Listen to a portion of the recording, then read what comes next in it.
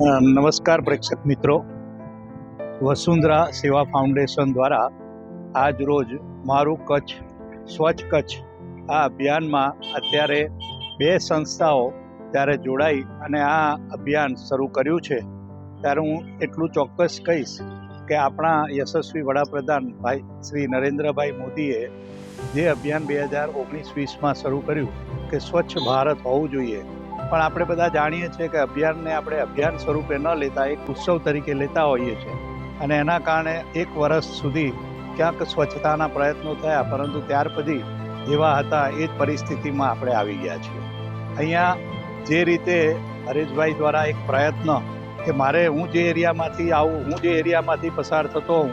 એ area તો મારો ચોખ્ખો જ હોવો જોઈએ, અને એ જ વસ્તુને ધ્યાનમાં રાખીને અત્યારે બે સંસ્થાઓ દ્વારા ચાણક્ય અને મહિલા કોલેજ દ્વારા જે અભિયાનની અંદર દીકરીઓ અને ભાઈઓ જોડાયા છે, એને આ અભિયાન દ્વારા એટલું જ મારે સંદેશો આપવો છે કે આપણે બધા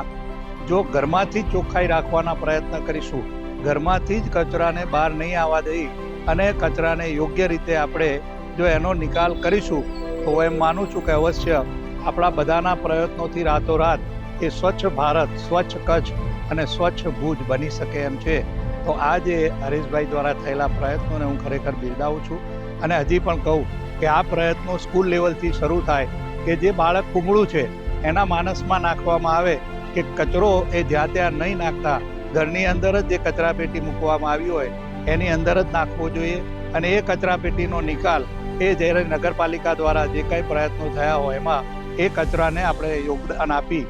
અને આપણે સાફ કરીએ તો અવશ્ય સ્વચ્છ ગુજરાત, સ્વચ્છ કચ્છ, સ્વચ્છ ભારત રાતોરાત બની શકે એમ છે. અને આ અભિયાનમાં ખરેખર જે મિત્રો જોડાયા છે એને હું જેટલા અભિનંદન આપું એટલા ઓછા છીએ. આવો આપણે સૌ સાથે મળી આ અભિયાનમાં જોડાઈએ અને આપણા પ્રદેશને પણ આપણે ચોખ્ખો કરીએ, અને ત્યારબાદ એક અભિયાન ચલાવીએ કે હું કચરો ક્યારેય બહાર નહીં નાખું, મારા ઘરનો કચરો મારા ઘરમાં જ રહેશે અને એ કચરાનો નગરપાલિકા દ્વારા થતા નિકાલમાં મારું પણ એટલું જ યોગદાન રહેશે, એવી અભ્યર્થના છે.